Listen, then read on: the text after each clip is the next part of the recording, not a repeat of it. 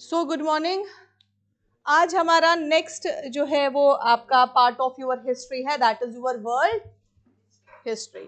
सो क्या जानते हो आप वर्ल्ड हिस्ट्री के बारे में एंड इसका क्या रेलिवेंस है, एग्जामिनेशन रेलिवेंस क्या है इसकी? एक क्वेश्चन आता है, ठीक है। और क्योंकि देखो कोई भी सब्जेक्ट स्टार्ट करने से पहले दो चीजें बहुत इंपॉर्टेंट है, इसकी कितनी इंपॉर्टेंस है एग्जामिनेशन पॉइंट ऑफ व्यू से, एंड सेकंड सिलेबस ओरिएंटेशन। जिस चीज का सिलेबस ओरिएंटेशन नहीं है वो आपका हैफेजर्डली मैनर्ड होगी, उसका कोई वो नहीं पता है कि कहाँ से क्या चीज आ रही है। But important is pre requisite is your syllabus orientation, right. अच्छा बच्चों, सो हाँ, क्या रेलिवेंस है? नंबर फर्स्ट रेलिवेंस इज आपकी, हाँ दैट इज एक मार्क्स, एक क्वेश्चन आता है 10 नंबर का या 15 नंबर का? 10 नंबर का। और आप बताओ वर्ल्ड हिस्ट्री की क्या इंपॉर्टेंस है? देखो सबसे पहले आपका वर्ल्ड हिस्ट्री का या तो 10 नंबर का या तो 15 नंबर का या 10-10 के दो जो है वो आते हैं आपके यूपीएससी में मेंस, क्योंकि this is basically the mains वाला, right. That is your world history.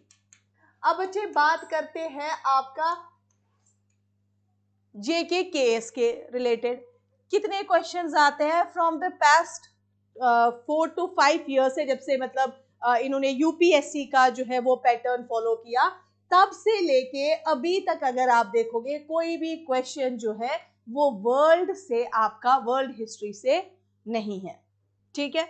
तो इसका मतलब क्या है, ये पढ़नी ही नहीं है? नहीं, ऐसा नहीं हो सकता, क्योंकि अगले साल या इस साल में भी उन्होंने मॉडर्न को खत्म किया या आर्ट एंड कल्चर को खत्म किया और क्या डाल दिया आपका वर्ल्ड में भी 20-30 नंबर जो है वो आएंगे।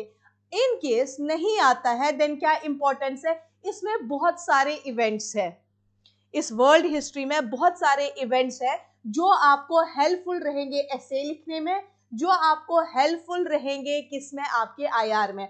आपने इंटरनेशनल रिलेशन जब पढ़ने हैं, आपका पुराना बेस होगा, देन आप स्टार्ट करोगे क्या, that is your IR.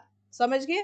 So that means कुछ ना कुछ तो है वो इंपॉर्टेंस है, ऐसा नहीं है कि बिल्कुल ही आप बोलोगे भाई यहाँ से नहीं आ रहे हैं क्वेश्चन, बट आपने पढ़ने हैं। कभी भी जो है वो आपकी काया पलट सकती है, वो नहीं पता है कि अभी तो चलो जेके केएस वाले भूल गए हैं, पीएससी भूल गई है कि वर्ल्ड हिस्ट्री भी पार्ट है, तो मजाक कर रही हूँ, ऐसा नहीं है, बट ये है कि कभी भी आ सकता है, ठीक है। अब सबसे पहले बच्चे क्या है, that is your syllabus orientation, right. ऐसे कोई फायदा नहीं है आपका स्टार्ट करने का। प्री रिक्विजिट इज योर, बातें नहीं, pre requisite is your syllabus orientation, ठीक है। अपने पेज पे लिखना स्टार्ट कर दोगे कि सिलेबस में बच्चे क्या क्या आ जाएगा। जो ऑनलाइन स्टूडेंट्स है, क्या उनको ये वाला बैकग्राउंड क्लियरली दिख रहा है? अदरवाइज मैं इसको चेंज कर दूं? मुझे बच्चे ऑनलाइन स्टूडेंट्स प्लीज बता दीजिए। नाउ अब आ जाता है बच्चे वर्ल्ड हिस्ट्री में। सबसे पहले देखो, इंडिया में आप पढ़ते हो ancient, medieval, modern, post independence and world, तो ऐसा सच है। बट अगर हम देखेंगे वर्ल्ड हिस्ट्री हमने कहाँ से स्टार्ट करनी है, बेसिकली यूरोप से। यूरोप में कौन सा वाला पीरियड पढ़ना है? क्या एंशिएंट पढ़ना है? नहीं, हमने यूरोप का मिडीवल पीरियड पढ़ना है, यानी आपकी मिडल एज पढ़नी है। अब बच्चे मिडिल एज को आप, जब मैंने मॉडर्न स्टार्ट किया था, आप लोग थे उस टाइम पे कुछ स्टूडेंट्स, मैंने कहा था उस टाइम पे, जिस टाइम पे यहाँ पे मिडीवल इंडिया था, एंड उस टाइम पे वहां पे यूरोप में क्या चल रही थी, डार्क एज। अब डार्क एज क्या मतलब, वहां पे डार्कनेस थी? नहीं, dark age in the sense of your, कुछ ऐसी प्रैक्टिसेस वहां पे प्रिविलेंट थी जो बहुत ज्यादा क्या थी, सुपरस्टिशियस, ओल्ड, बिल्कुल ऐसे वाले थे जो ऑर्थोडॉक्स ट्रेडिशन थे, जिसकी वजह से आपका क्या हो रहा था, किसी के राइट्स को कर्टेल किया जा रहा है, कोई जो है बेसिकली आप मान लो सोशल इनइक्वालिटीज टाइप है। So that is basically termed as your word, that is termed as your dark age. बहुत सारी चीजें आप पता चल जाएगी कौन कौन सी डार्क एज में आती है, जस्ट मैं आपको ओवरव्यू पहले बता दे रही हूँ। अब सबसे पहले उसमें जो डार्क एज में आ जाता है, दैट इज यूर फ्यूडलिज्म। सबसे पहला चैप्टर ही हम कहां से स्टार्ट करेंगे, which is basically the part of your dark age. Dark age basically किस टाइम पे, that is medieval age of your Europe, so that is feudalism. And बच्चे question आएगा, and its causes for decline. and its causes for decline. So this is number first जो आपने इसमें पढ़ना है, ठीक है। नंबर सेकंड बच्चे आपने क्या पढ़ना है, नंबर सेकंड जो आपका आ जाएगा ना, ये कहीं ना कहीं ये फ्यूडलिज्म क्या हो जाएगा बच्चे, खत्म हो जाएगा। आपका एक टाइम पीरियड आ जाएगा जो इसको खत्म करके that is basically intellectual awareness और यू कैन से आपका टेम्परमेंटल चेंज आ जाएगी, जिसको हम क्या कहते हैं बच्चे, रेनेसेंस वाला टाइम पीरियड आएगा। फिर हम देखेंगे उस रेनेसेंस के भी बच्चे कॉजेस क्या है, and it's this is and causes लिखना, एंड इट्स कॉजेस वही हो गया, ठीक है। This is number second. Number third बच्चे हमने क्या पढ़ना पड़ता है, अब रेनेसेंस जो है basically birth place of renaissance कहा जाता है, यानी ये जो आपका अवेयरनेस है, टेम्परमेंटल चेंज, इंटेलेक्चुअल चेंज आया, वो देखेंगे वो चेंज क्या थी। उस टाइम पे जो बेसिकली रेनेसेंस आया वो कहाँ पे आया, इटली में। फिर क्वेश्चन आएगा क्यों इटली को ही क्या कहा जाता है, बर्थ प्लेस ऑफ रेनेसेंस। आ जाओ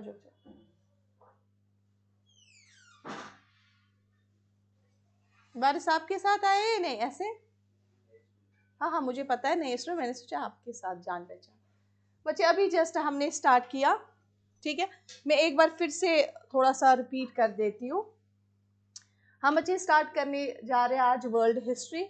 हाँ हाँ हाँ आप आराम से बैठ सकते हो, आप इस साइड चल जाओ, सेकेंड बेंच पे बैठो क्योंकि इस पे वैसे भी। क्या नाम है आपका, अर्चित, जम्मू से हो, पहली बार पढ़ रहे हो, ठीक है कोई बात नहीं। क्या किया है, कोई बात,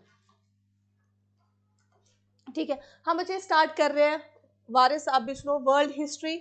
सबसे पहले रेलिवेंस मैंने बोला एग्जामिनेशन पॉइंट ऑफ व्यू से क्या है, ये आपका पार्ट ऑफ प्री नहीं है, ये आपका पार्ट ऑफ मेंस है, यानी सब्जेक्टिव जो आपका वो होता है पेपर, वो आपका है वर्ल्ड हिस्ट्री।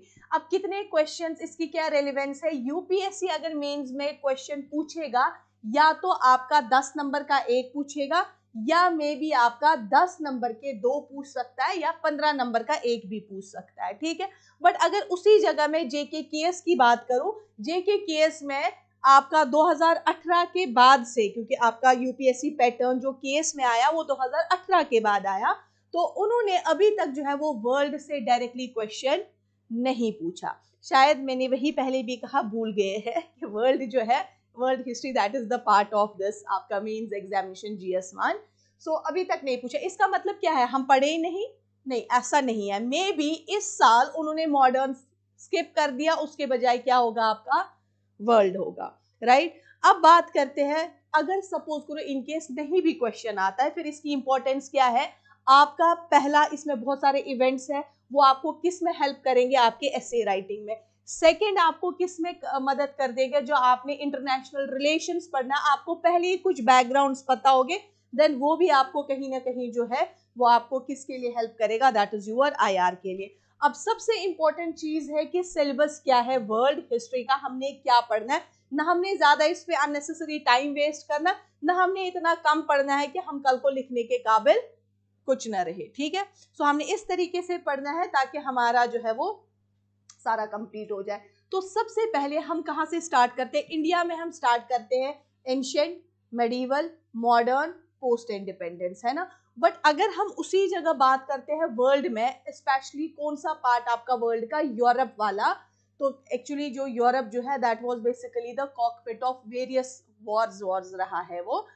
तो हम कहाँ से उसको स्टार्ट करते हैं, मिडीवल पीरियड से जो है वो स्टार्ट करते हैं। सो उनका मिडीवल पीरियड, जिस टाइम हमारे मिडीवल पीरियड में हमने दिल्ली सल्तनत पढ़ी, मुगल्स पढ़ी, बट उसी टाइम पे यूरोप वाले उस टाइम पे कौन सी एज जी रहे थे, मिडिल एज में, that is your dark age. Dark age का मतलब क्या हो गया, मैंने अभी आपको कहा कि डार्क एज मतलब नहीं है कि वहां लाइट नहीं थी या कुछ ऐसा। Dark age basically means what, कि कुछ ऐसी जो है वहां पे चीजें थी, वहां पे ऐसे सुपरस्टिशियस प्रैक्टिसेस थे जिसकी वजह से हम उनको recognized as a dark age करते हैं। जैसे उसमें से सबसे पहले आपका फ्यूडलिज्म। फ्यूडलिज्म क्या था? दैट वाज दैट प्रैक्टिस जो कहीं ना कहीं जो है वो सोशल इनइक्वालिटी आपकी क्रिएट कर देगी। एक वाले लोग जो हायर पोजीशन पे है, एक वाले लोग जो आपके लोअर पोजीशन है, एक हेविली पे टैक्स कर रहा है, एक जो है वो प्रिविलेज को एंजॉय कर रहा है। किंग बेचारा वो एज अ फिगर हेड है तो किंग, बट नाम का किंग है। तो इस तरीके से जो है वो कंसिडर की जाती थी डार्क एज। दैट इज आपका feudalism and its causes, number first. Number second बच्चे, फिर कुछ टाइम पीरियड के बाद जो ही आपका फ्यूडलिज्म खत्म हो जाता है, जब हम कॉजेज में पढ़ेंगे कौन कौन से कॉजेज रहे हैं, देन आपका स्टार्ट क्या हो जाता है? आपका renaissance. Renaissance is basically that period जब लोगों को क्या हो गया? आपका टेम्परमेंटल चेंज आ गई, अवेयरनेस आ गई, जिसमें मैं सपोज बोलूं आपको invention of compass, invention of gun powder, या आपका स्टडी ऑफ आपका कौन सा मॉडर्न साइंस जो है वो पढ़ना स्टार्ट हो गए, तभी तो ट्रेड रूट्स बनेंगे। तो दैट मीन्स कोई ना कोई जो है वो ट्रांजिशनल फेज आपका आ गया। That is basically renaissance. इस रेनेसेंस के कॉजेज क्या है वो आपको पढ़ने हैं, इसको साथ साथ नोट डाउन कर दो, ठीक है? Feudalism and its causes, renaissance, ठीक है, एंड इट्स कॉजेज। नाउ अब आ जाता है बच्चे द थर्ड वन। मैंने क्या कहा? रेनेसेंस तो कहाँ, कोई कंट्री होगी ना जो उसकी बर्थ प्लेस होगी, वो कौन है? बर्थ प्लेस ऑफ रेनेसेंस किसको कहा जाता है बच्चे?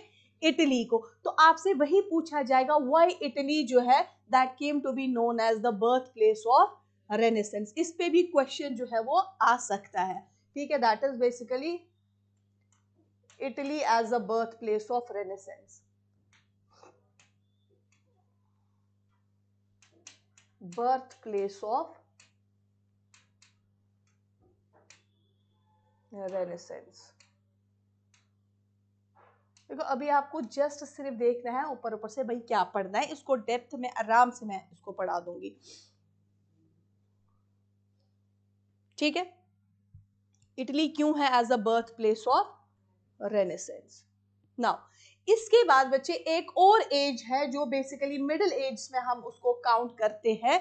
That is basically what? Middle age में आपका feudalism. This is not the middle age, this is at the end of the middle age. कुछ ऐसी चीजें हो जाती है जो बर्थ ऑफ आपका रेनेसेंस को देती है, बट उससे पहले आपका डार्क एज में क्या आता है?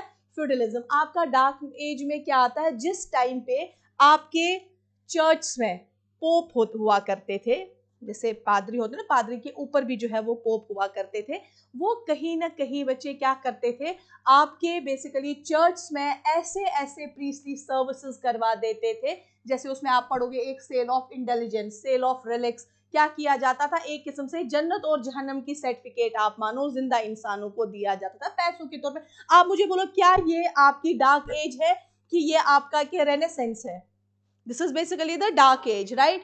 अब यहाँ पे जो पोप है वो अपने आप को क्या कहते थे? We are the representation of God on earth, we are the basically shadow of God on earth. So that mean supremacy किनकी होती थी? उन पोप की। एंड बहुत ज्यादा करप्ट प्रैक्टिसेस जो है वो चर्च में भी होती थी, वो हम पूरा डिटेल में पढ़ेंगे। एंड उसके अगेंस्ट एक रिएक्शन आएगा which is basically known as what? That is known as reformation. समझ गए? That is reformation. एंड इस रिफॉर्मेशन को हम क्या कहते हैं? That is basically protestant movement. So that means बच्चे दो protestant movement. So that means बच्चे रेनेसेंस एंड रिफॉर्मेशन क्या है आपका? These are basically the result of reaction. किसके अगेंस्ट? उन डार्क एज के अगेंस्ट। यानी renaissance and reformation are basically the result of reaction against that medieval age जो basically considered की जाती थी एज द डार्क एज। फिर हम देखेंगे इस रिफॉर्मेशन के कॉजेस क्यों था, क्यों आया ये, किस तरीके का जो है वो आपका उस टाइम पे वो सब कुछ था। सो that is institution, that is basically इसके कॉजेस भी पढ़ने हैं। देन बच्चे नेक्स्ट जो है आपका क्या आ जाता है? नेक्स्ट जो हमने इसमें पढ़ना है that is your emergence of your scientific waves of the world. यानी ये वो पीरियड है जब आपका रेनेसेंस अब आ चुका है, अब लोगों को अवेयरनेस हो जाएगी। जब अवेयरनेस हो जाएगी तो वो कौन सी वो सुपरस्टिशियस एंड ऑर्थोडॉक्स प्रैक्टिसेस को क्या करेंगी? शन करेंगे। एंड कहाँ की ओर बच्चे आपके जाएंगे? Scientific ideas. फिर आप देखोगे बहुत सारे साइंटिस्ट जो है दे केम इनटू बीइंग, एंड उन बेचारों को कुछ जो है उनको क्या किया जाएगा? जिंदा जला दिया जाएगा। क्यों? क्योंकि यहाँ से पोप की अथॉरिटी, पुराने प्रैक्टिसेस। अब जब क्या कहा जाता है to utter something against the religion at that time that was considered as sin. ठीक है, अगर आप रिलीजन के अगेंस्ट, अगर आप लिबरल थॉट्स लेके, अगर आप रैशनल होके फैक्ट्स के साथ बात करोगे, उनको भी क्या किया जाता था, जला दिया जाता था।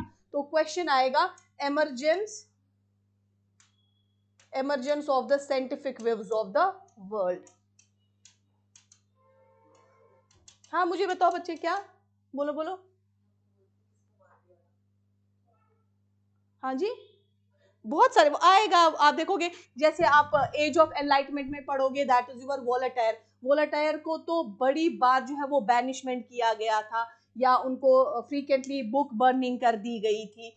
एक थे आपको ग्रोनियो ब्रूनी करके कुछ नाम था उनका, तो उनको जो है वो जिंदा जला दिया गया था। आ जाएगा, सब कुछ आएगा। Emergence of the scientific wave of the world, ठीक है, ये पढ़ना है आपने।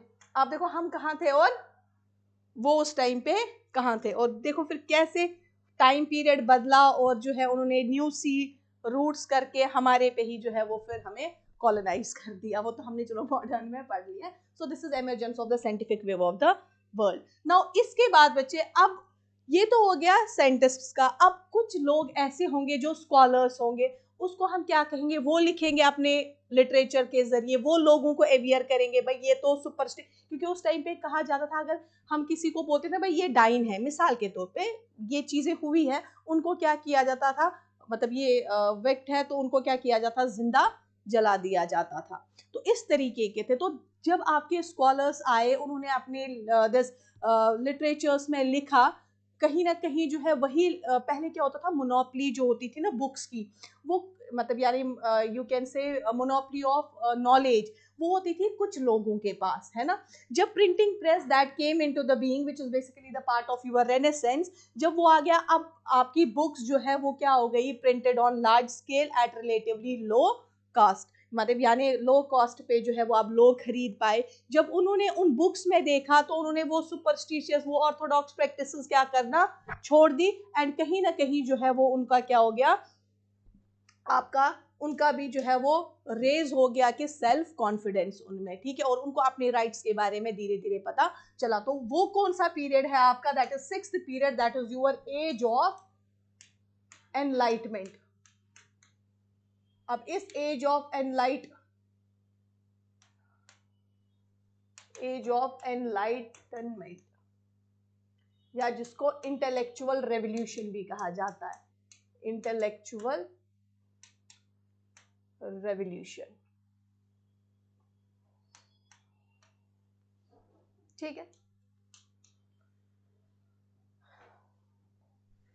इसके बाद बच्चे आपका क्या आता, अब तो दैट मीन्स बहुत गदर डल चुका था, चाहे आपके फ्यूडल लॉर्ड्स ने यानी फ्यूडलिज्म के द्वारा, चाहे आपके पोप्स के द्वारा।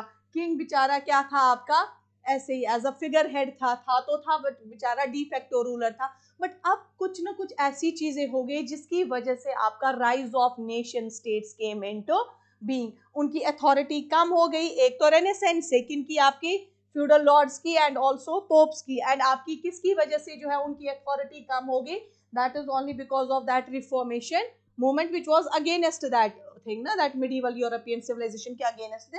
तो उसकी वजह से बच्चे आपका क्या हो गया, rise of your nation states. Now king जो है वो क्या बन गए अब, विक्टोरियस, वो जो है वो अब आपके हायर अथॉरिटी पे आए। इसमें हमने basically this England and France का ही यूजुअली पढ़ना है, राइज ऑफ नेशन स्टेट्स।